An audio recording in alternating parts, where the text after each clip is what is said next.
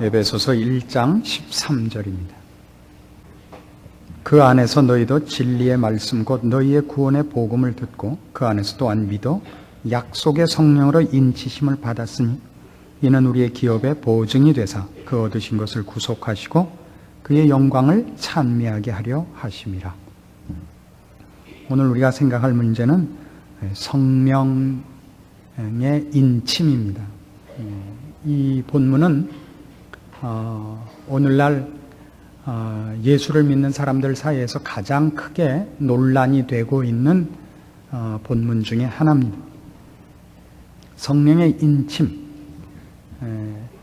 혹은 다른 표현으로 이걸 어떤 쪽에서는 또 성령 세례와 같은 것으로 봅니다.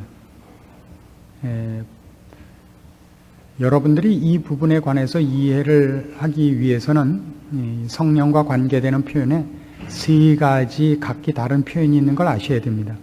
성령의 내주, 성령의 세례, 그다음에 성령 충만, 이런 보통 이 세 표현들이 있는데 쓰는 사람들마다 그 뜻이 조금씩 다릅니다. 성령 세례와 성령의 내주를 동일시하는 데가 있고, 그다음에 또 성령 세례와 성령 충만을 동일시하는 데가 있고, 셋을 다 각기 구별하는 사람도 있고 그렇습니다. 언제나 이 부분에 관한 가장 큰 문제점은 이겁니다. 신자가 예수를 믿을 때에 그 안에 오시는 성령님, 성령의 내주라 그럽니다. 성령으로 말미암지 않고는 아무도 주를 시인할 수 없고 구원을 얻을 수 없습니다. 그래서 이 예수를 믿으면 누구에게나 와 계시는 성령의 내주하심을 일컫는 것이냐, 아니면 그 이후에 성령 내주 말고 보통 성령 세례라 그러기도 하고 성령 충만이라고도 쓰는 또 다른 획기적인 다른 모든 사건과 구별되는 어떤 독특한 성령님의 부어주심으로 말미암는 기쁨과 놀라운 체험이 있느냐 하는 것이 이제 그 가장 큰 논쟁의 초점입니다. 그리고 이 두 번째 말씀드린 성령의 그 부어주심에 관한 획기적이고 또 다른 하나의 사건이 있고 그것을 구하여야 된다 하는 사람들의 그 근거 성경 구절은 오순절 성령 강림이고, 그래서 그쪽을 강조하는 파를 오순절파라 그러는 것입니다.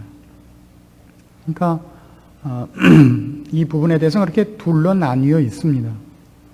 그런 또 다른 어떤 성령의 부어주심을 경험하고 요구해야 되는 특별한 적은 없고 성령의 내주하심으로 족하다, 이렇게 보통 보수주의자들은 얘기하고, 성령의 부어주심에 관한 기쁨과 그 특별한 체험을 요구해야 되고 꼭 받아야 된다 하는 쪽이 이제 보통 오순절파라 이렇게 나뉘어 있습니다. 우리나라에서는 그래서 순복음교회 쪽이 이 오순절파에 해당합니다. 어느 쪽이 맞느냐 틀리느냐 하는 것은 주님 오셔야 확인되지 않겠나 싶습니다. 왜냐하면 이 문제를 확인하기 위해서는 각각 그 자신들의 주장을 내세우는 근거 구절들이 해석상에서 서로 견해 차이를 보이고 있는 것이지 주장하는 성경 구절들은 다 같습니다. 근데 어느 해석이 맞느냐 하는 것은 어떤 의미에서는 다분히 아전인수격입니다. 그래서 우리가 이 부분에 관해서 굉장히 조심스러울 수밖에 없고, 이 문제에 관해서 저는 양다리를 걸치고 있는 사람입니다. 그래서 좋은 것만 두 개 다 가지려고 그러는데, 혹자는 말하기를 그래서 기회주의자다 그럽니다. 저는 중용의 도를 취하고 있다 그러고 있습니다. 좌로나 우로나 치우치지 않고 있는데, 혹자들은 이제 분명치가 않다 그러고 있는데, 분명치 않은 가장 큰 이유는 우선 제가 분명하게 할 만큼 실력이 일단 없고, 양쪽 주장이 너무 팽팽해서 다 일리가 있기 때문에, 그리고 어느 한쪽 주장만을 수용하기에는 분명히 그 반대쪽 주장에도 일리가 있기 때문에 욕심을 부리고 있는지도 모릅니다. 그래서 이건 저에게 있어서는 굉장히 큰 그 숙제거리 중에 하나였고, 이번 저희들 교역자 수련회에 가서도 거기서 한 중요한 그 공부 중에 하나도 바로 이것이었습니다.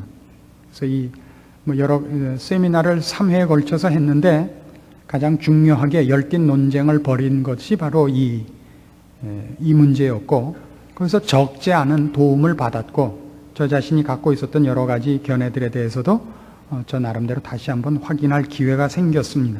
그래서 오늘 조금은 그동안 제가 성령론에서나 또 사도행전을 강의하면서 그 성령에 관한 그 설교를 한 것에서 한 걸음쯤은 더 나아간 그런 내용을 여러분들과 나눌 수 있게 돼서 퍽 다행스럽게 생각합니다. 문제가 되는 건 여기 13절에 약속의 성령으로 인치심을 받았다 그럴 때 이 본문을 이해하는 데 있어서 제일 큰 문제가 됐던 것이 인침이라는 곳에 초점을 가지고 이 본문을 해석하려는 데서부터 많은 논쟁이 시작되지 않았는가 봅니다.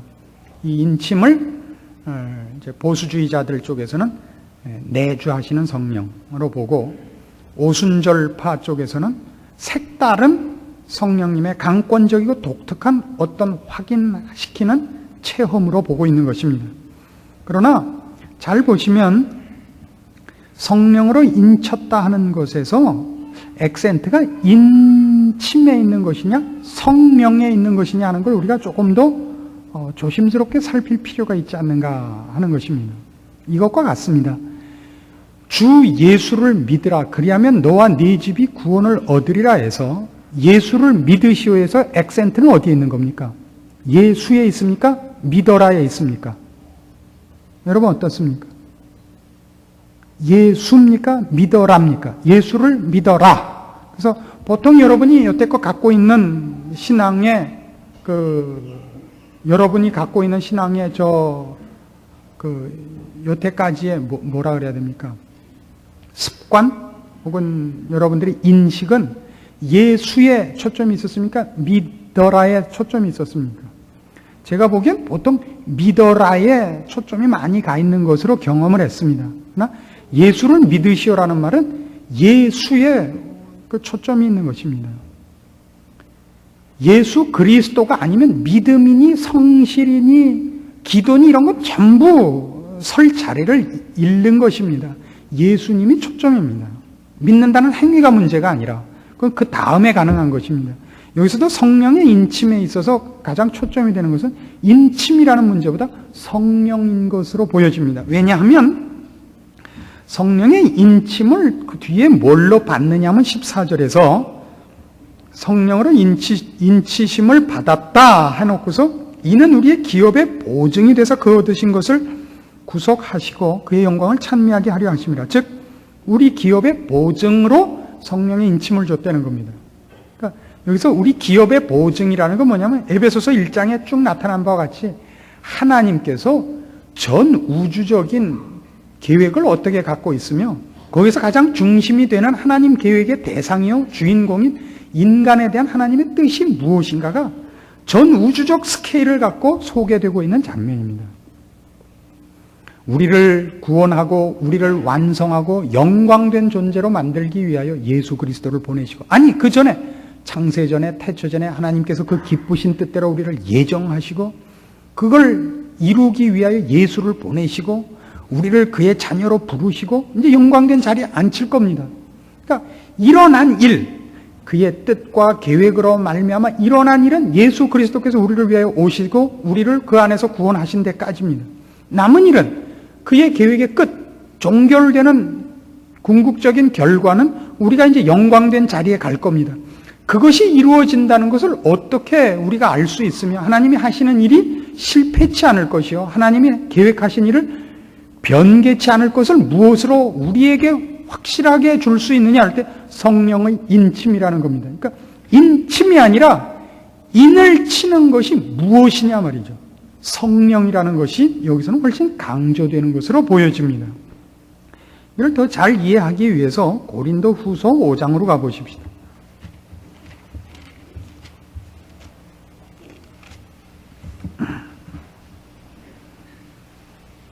고린도후서 5장에 가시면 1절 이하에 이런 말씀이 나옵니다. 신약성경 290페이지입니다.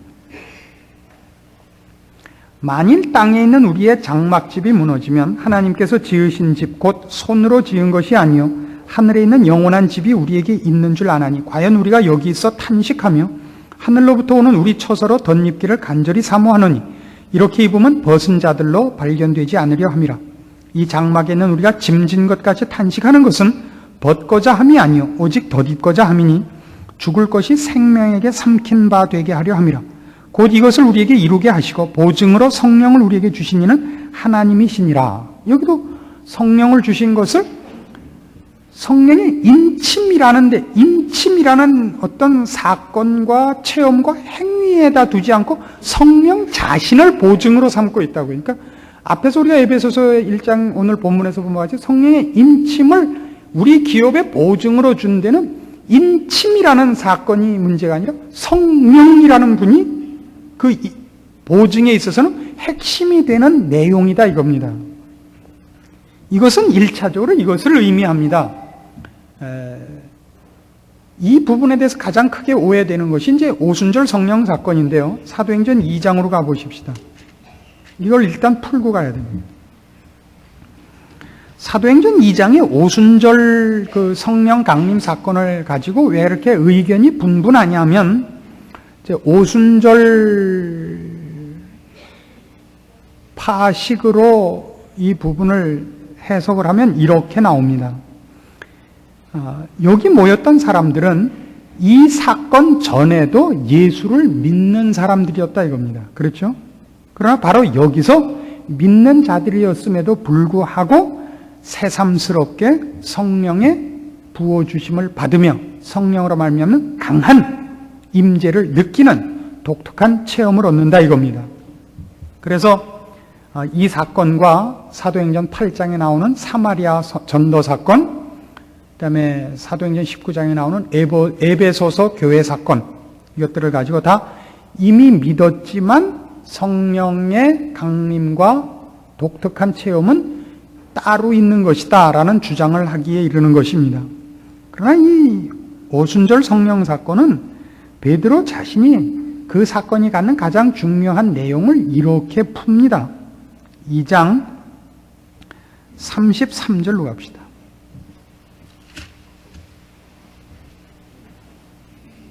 하나님이 오른손으로 예수를 높이심에 그가 약속하신 성령을 아버지께 받아서 너희 보고 듣는 이것을 부어주셨느니라.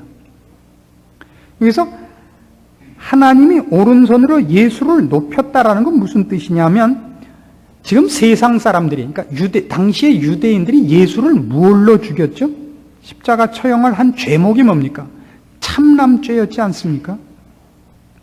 인간으로서 자신을 하나님의 아들이라고 얘기해서 유대인들에게 있어서 아들이라는 말은 우리 동양권에서 갖고 있는 부자지간하고 다릅니다. 동양권에서의 부자지간은 넘을 수 없는 차이가 있는 권위와 이 등급에 있어서 넘을 수 없는 차이를 부자라 그럽니다만은, 부자지간이라 그럽니다만, 유대인에게 있어서 부자지간이라는 건 동등하다는 뜻입니다.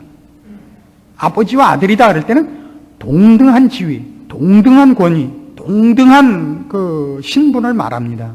그래서 예수님, 내가 하나님의 아들이다 그랬을 때는 하나님이 하나님이시듯이 예수님이 내가 하나님의 아들이라 했으면 예수님도 하나님이다 이렇게 선언을 한 겁니다. 그래서 네가 어찌 인간으로서 하나님이라 그러느냐?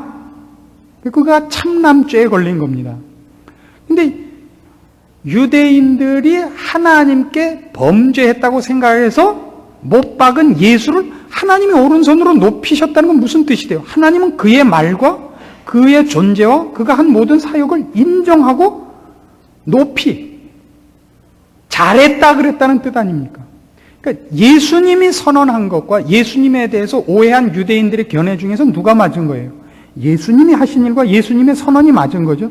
예수님 왜 죽었다고요? 우리 죄를 위하여 돌아가신 겁니다. 그러니까 예수님을 높이셨다는 말 속에는 예수님이 대속사역을 하러 오셨고 그가 우리 죄를 위하여 하나님의 뜻을 따라 죽었다는 것이 사실이라는 것이 증명이 되고, 그것이 사실인 것이 무엇으로 나타나냐면, 그래서 주께서 그 일을 완성하셨기 때문에 성령을 우리에게 그가 약속하신 대로 보내실 수 있었다 이겁니다. 그래서 오순절 성령 사건은 성령님이 신자들에게 오셔서 무엇을 하느냐라는 것이 일차적인 의미가 아니고, 예수님께서 우리의 죄를 다 속하시고 우리를 하나님의 백성으로 만들어 내셨다는 것이 확인되는 눈에 보이는 증거, 객관적 사실로서 성령의 오심이 가장 두드러지게 나타나는 것입니다.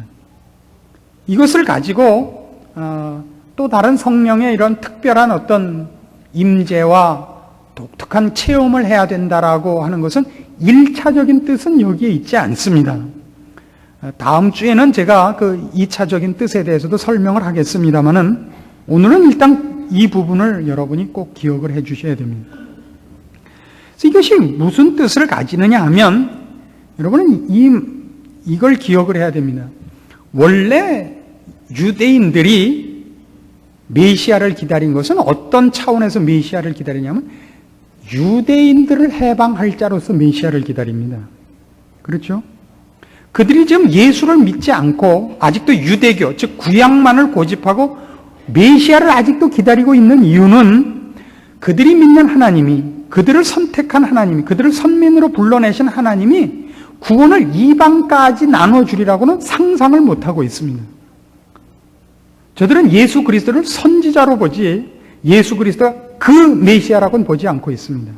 메시아가 오시면 그 메시아는 유대인들을 다른 모든 이방의 압박과 이 위협 속에서 구원해낼 정치적인 해결사일 것이라고 믿고 있습니다. 거기에 반해서 이제 예수 그리스도께서 성령을 보내신 것이 어떤 뜻을 가지느냐 하면 오늘 우리가 에베소 1장에서도 본 바와 같이 구약만으로 신자들을 정의할 때는 하나님의 백성이라는 것은 민족적 구별이었습니다. 유대인이라는 것이 하나님의 백성된 표였습니다. 그런데 그들의 내셔널리티가 구원받은 표였습니다. 이방인은 아니었으니까요. 그러나 이제 예수 그리스도로 말미암아 그것이 어떻게 영적으로 확인이 됐느냐 하면 아브라함의 자손이라고 다 이스라엘이 아니고 누가 이스라엘이 되느냐? 예수를 믿는 자가 아브라함의 자손이요 예수를 믿는 자가 이스라엘이 되는 겁니다. 즉 옛날같이 유대인, 이스라엘 백성으로 태어나는 것이 신자의 표가 아니라 성령이 있느냐 없느냐가 신자된 표가 됩니다. 그래서 로마서 8장에서는 이렇게 설명을 합니다.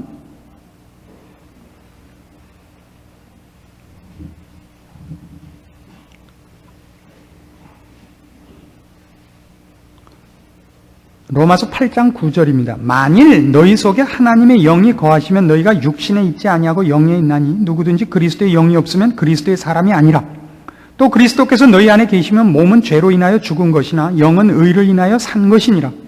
예수를 죽은 자 가운데서 살리시니 영이 너희 안에 거하시면 그리스도 예수를 죽은 자 가운데서 살리시니가 너희 안에 거하시는 그의 영으로 말미암아 너희 죽을 몸도 살리시리라. 그러니까 이제 신자는 무엇으로 신자된 표를 갖느냐 하면 구약시대같이 이스라엘 백성이면 하나님의 백성 하던 데서부터 뭐가 아니면 안 되냐면 하나님의 영이 없으면 아닌 거예요. 하나님의 영이 있으면 하나님의 백성이고, 이것이 오순절 성령 강림에 있어서는 가장 중요한 겁니다. 그래서 사마리아 전도에서 사도행전 8장에 나오는 사마리아 전도에서는 이 내셔널리티를 깨는 첫 작업이기 때문에 빌립 집사가 가서 사마리아에 구원을 전했지만, 복음을 전하여 저들을 신자로 만들었지만, 이 유대인들의 이 민족주의를 깨기 위해서 그 작업을 베드로와 요한이 가서 하는 겁니다. 저들이 가서 기도하고 안수하여 성령을 받게 하는 겁니다. 그 차이는 믿음과 성령의 부어주심이 2차적인 다른 체험이 꼭 있다는 그런 뜻으로 이해돼야 될 본문이 아니고, 하나님께서 이제 구원을 민족적 구별로서 구원받는 백성을 정하는 것이 아니라 예수를 믿는 자로 구원하신다. 우리가 에베소서 1장에서 이렇게 배웠죠. 하늘에 있는 것이나 땅에 있는 것이 모두 다 그리스도 안에서 통일되게 하는 겁니다. 그리스도로만. 그래서 이제 참 이스라엘은 누구냐면 예수를 믿는 자입니다. 그 예수를 믿는 자 된 표가 뭐냐 그러면, 구약 시대에 하나님의 백성인 표가 뭐냐 그러면 이스라엘 백성인 것 같이 민족적으로 이제는 그것이 전부 성령이 있는 자입니다. 입으로 주를 시인한 자요, 그 안에 성령이 계시는 자입니다. 그래서 신자는 이제 더 이상 다른 무엇으로서, 외적 다른 조건으로서 신자된 표를 가지는 것이 아니고, 인종이라든가 무슨 배우고 못 배운 거라든가 가지고 못 가진 것으로가 아니라 주를 믿는 것. 다른 표현으로, 성경적 다른 걸로는 성령이 거하시느냐 안 거하시느냐로만 신자냐 아니냐가 구별이 됩니다. 그것이 오순절 성령 사건의 가장 큰 의미입니다. 주께서 우리를 구속하셨고, 누구든지 주를 믿고 십자가의 공로로 말미암아서 구원을 얻으며 하나님의 백성 되며, 그것은 뭘로 아느냐? 그렇게 된 자는 누구를 막론하고 성령께서 그에게 오신다는 것으로 성경은 신자된 표를 이제 새롭게 정하는 것입니다. 그러나 오늘 우리가 에베소 1장에서 본 바와 같이 성령의 인침으로 우리 기업의 그를 보증으로 삼았다 그럽니다. 고린도후서 5장에서도 성령을 우리에게 주사 우리에게 약속한 모든 것이 이루어지도록 하는 보증으로 삼고 있다 그럽니다. 이걸 조금 더 존재론적으로 가면 오늘 로마서 8장에서 보는 바와 같이 이렇게 갈 수 있습니다. 우리가 1차적으로 이제 하나님의 백성된 표가 뭐냐 그러면 주를 시인하는 자요, 예수 그리스도의 십자가로 구원을 얻은 자요, 다른 면으로서는 성령이 그 안에 있는 자입니다. 존재론적으로. 그러니까 신자는 누구를 막론하고 성령이 그 안에 거하시는 자입니다. 그러나 거기에는 어떤 뜻이 포함되어 있느냐 하면, 이제 성령께서 우리 안에 오심으로 말미암아 성령은 지옥에 갈 수 없습니다. 실패될 수 없습니다. 하나님이시거든요. 성령도 하나님이시란 말입니다. 근데 성령께서 우리 안에 오사 나와 성령이 구별될 수 없이 나와 하나를 이루십니다. 그래서 성령께서 마땅히 하늘나라에 가실 수밖에 없듯이, 거기가 그분이 거하실 유일한 처소이듯이, 우리도 신자는 성령께서 우리 안에 와 계심으로 말미암아 실패될 수 없는 것이 보장된 것입니다.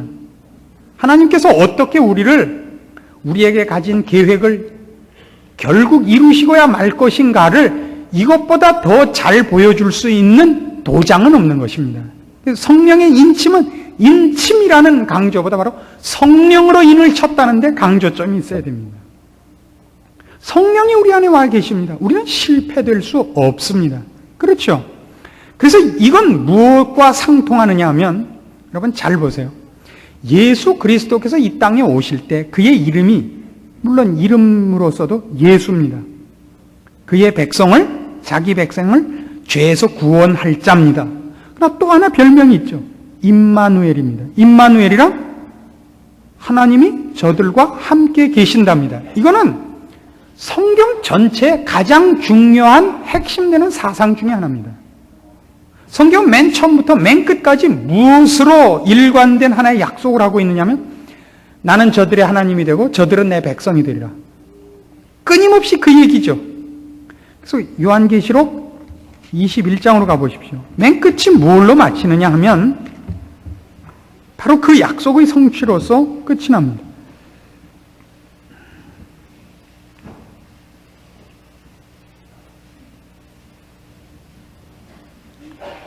요한계시록 21장 1절부터 봅니다. 또 내가 새 하늘과 새 땅을 보니 처음 하늘과 처음 땅이 없어졌고 바다도 다시 있지 않더라. 또 내가 보매 거룩한 성 새 예루살렘이 하나님께로부터 하늘에서 내려오니 그 예비한 것이 신부가 남편을 위하여 단장한 것 같더라. 내가 들으니 보좌에서 큰 음성이 나서 가로되 보라 하나님의 장막이 사람들과 함께 있음에 하나님이 저희와 함께 거하시리니 저희는 하나님의 백성이 되고 하나님은 친히 저희와 함께 계셔서 모든 눈물을 그 눈에서 씻기심에 다시 사망이 없고 애통하는 것이나 곡하는 것이나 아픈 것이 다시 있지 아니하리니 처음 것들이 다 지나갔음이로라. 자, 이게 마지막 완성입니다. 뭐라고요? 3절 다시 보세요. 보좌에서 큰 음성이 나서 가로되 보라 하나님의 장막이 사람들과 함께 있으며 하나님이 저희와 함께 거하시리니 하나님이 저와 함께 거한다가 임마누엘이에요. 저희는 하나님의 백성이 되고 하나님은 친히 저희와 함께 하시리라 이거예요. 하나님은 우리의 하나님이 되고 우리는 하나님의 백성이 됩니다. 이스라엘을 처음 불러서 국가 삼으시고 한 약속이요. 모든 아브라함부터 시작해서 모든 오고 오는 세대에 하나님께서 시정여일하게 하셨던 약속이요. 그 성취입니다. 예수 그리스도께서 이 땅에 오실 때도 바로 그 일을 이루러 오시는 것이기 때문에 그의 별명 중에 하나가 임마누엘이 됩니다.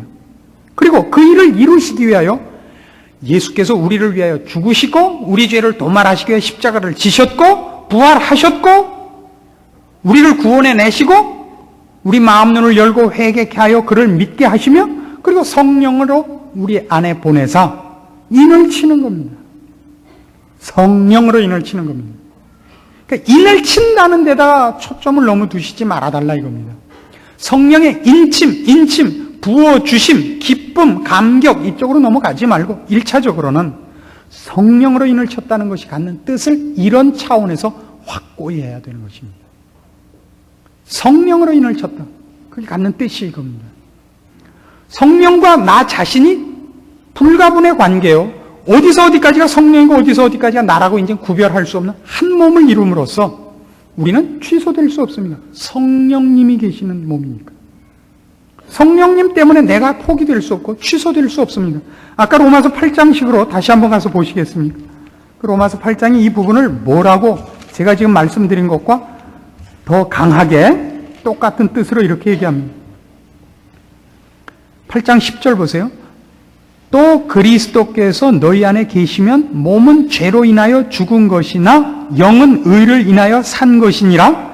예수를 죽은 자 가운데서 살리신 이의 영이 너희 안에 거하시면 그리스도 예수를 죽은 자 가운데서 살리시니가 너희 안에 거하시는 그의 영으로 말미암아 너희 죽을 몸도 살리시리라.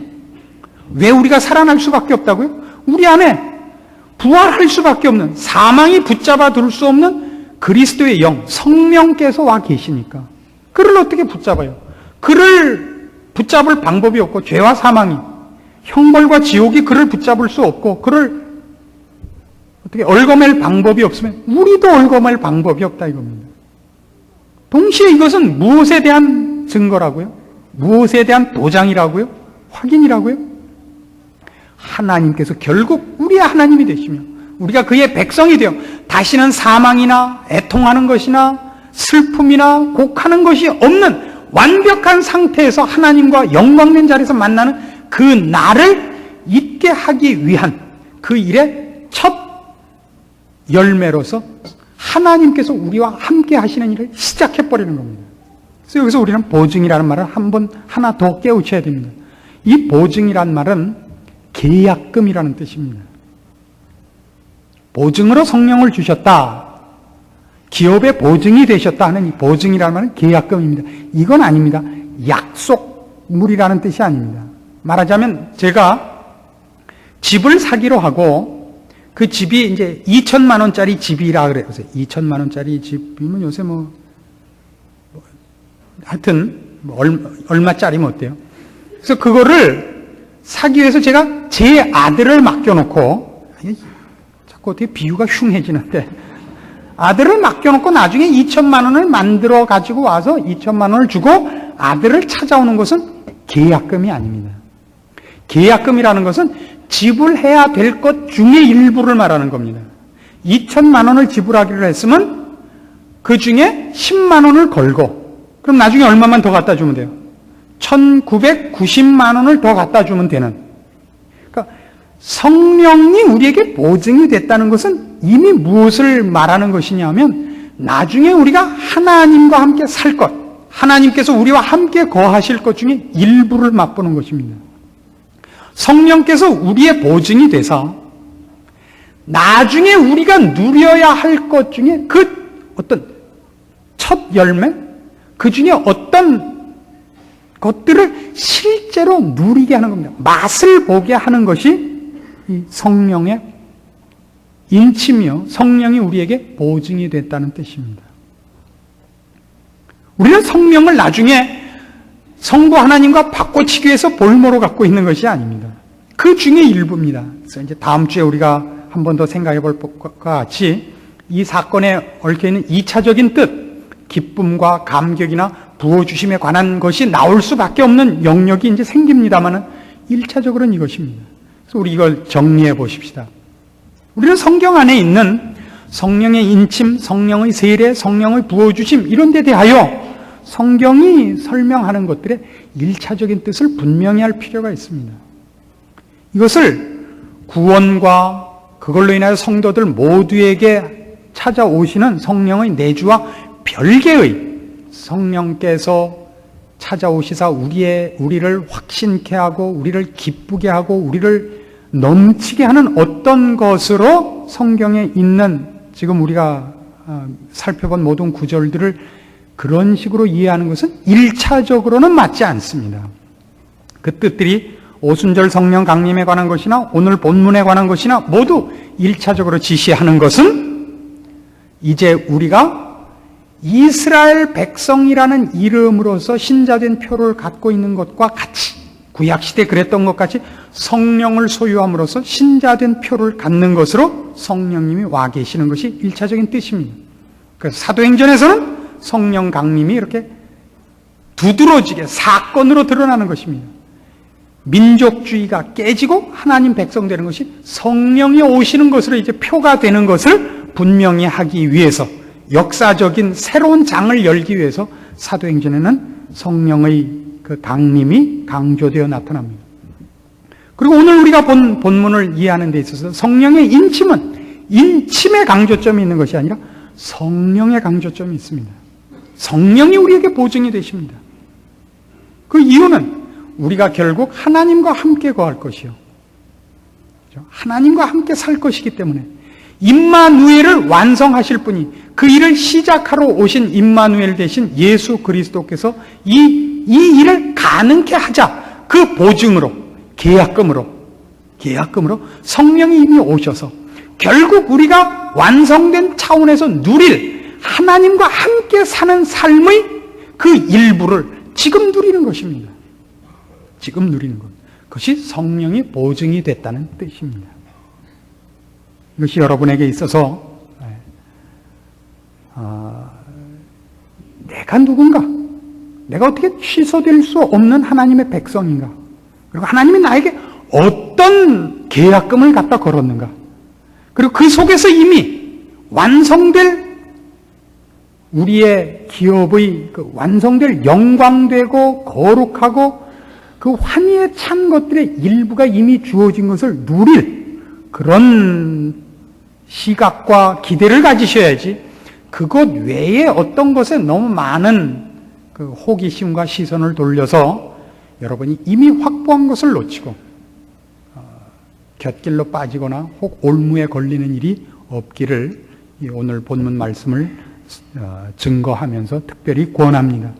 다음 주에는 그 2차적인 뜻을 하겠습니다. 거기에 여러분께서 이 오늘 말씀드린 이 근거를 가지고 2차적인 뜻을 찾아주시기 바라고, 그것만 듣고 오해하는 일이 없기를 바랍니다. 실제로 로이드 존스 목사님 같은 분은 보수주의적이고 아주 완전히 성경 말씀을 정확히 풀기로 정평이 있는 분인데, 보수주의자로서는 드물게도 오순절파적 성령론의 개념을 수용하는 분이십니다. 그래서 저도 보수주의적 경향을 많이 띠고 있는 사람이기 때문에 오순절파가 주장하는 식의 성령론에 대해서 별로 이렇게 마음을 열지 않고 있었는데, 로이드 존스 목사님의 영향을 받아서 그쪽에 마음을 열기로 한 사람입니다. 그 마음을 열기로 했다는 게 굉장히 중요한 표현이라는 것을 여러분 기억해 주십시오. 이런 설명을 누가 했기 때문입니다.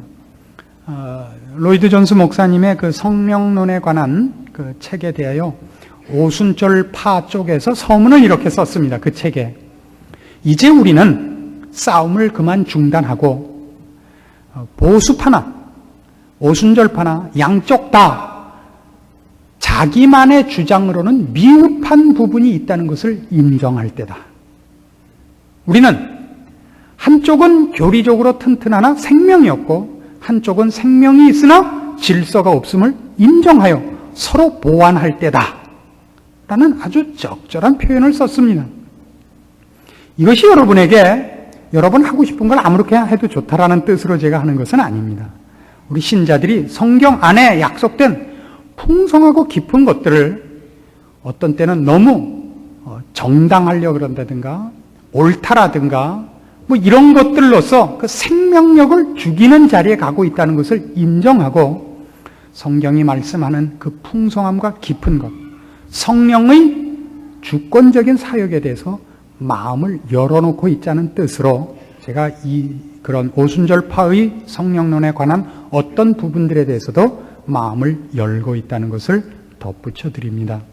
이것을 오픈하는 것은 굉장히 어렵습니다. 왜냐하면 여러분들은 틀림없이 이제 때는 왔다. 그리고 드디어 매일 모여서 방언 연습을 할 위험성이 있습니다. 저는 그거 별로 환영하지 않습니다. 그러나 하나님이 주시거든 받으십시오. 그러나 방언을 연습하진 마십시오. 방언은 연습할 수 있는 것이 아닙니다. 하나님이 주셔야 받는 것이지 연습해서 가지는 것은 이미 방언이 아닙니다. 그건 혀가 헛도는 것입니다. 그건 사모할지언정 연습해서 가시진 않습니다. 은사라는 말은 주는 사람 마음대로라는 뜻입니다. 은사라는 말 자체가 달래서 얻는 것이 아닙니다.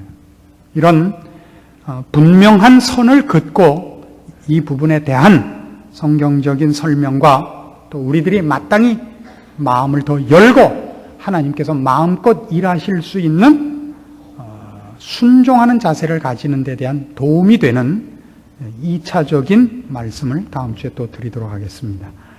기도하십시다. 하나님 아버지의 은혜를 감사합니다.